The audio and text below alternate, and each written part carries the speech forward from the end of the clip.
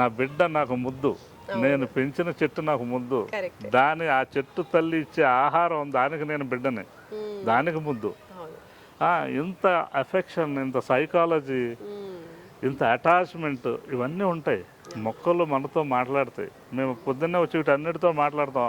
ఆ ఎండిపోయిన ఆకులు ఉంటే, అమ్మ నేను నీళ్లు సరైన టయానికి ఇవ్వలేకపోయినా ఏంటాను, ఒకవేళ పడలేదా ఏంటి, డ్రిప్ ప్రాబ్లం ఉందో చెక్ చేస్తాను. మాట్లాడతాం అన్నిటితోటి, అవి మాట్లాడతాయి. మీకు ఏంటంటే ఆవు, కోడి, ఫిష్ ఉంది, ఇవన్నీ నాతో మాట్లాడతాయి. నేను ఫిష్కి మేత వేయడానికి వెళ్తే అన్ని పైకి వస్తాయి, అన్నీ చూస్తాయి. అదే కొత్త వాళ్ళు వచ్చారనుకోండి, ఒక్కటి రావు. అలాగే కోళ్ళు నా చుట్టూ తిరుగుతాయి, కొత్త వాళ్ళు వస్తే రావు.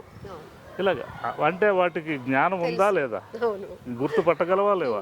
అన్ని చెట్టు కూడా గుర్తుపడుతుంది, అన్నిటికీ ప్రాణం ఉంది, అన్నిటికీ సెన్స్ ఉంది. మనకే కాదు, మనకంటే అద్భుతమైన సెన్స్ వాడుతుంది. అవి మనల్ని కాపాడి పోషిస్తున్నాయి.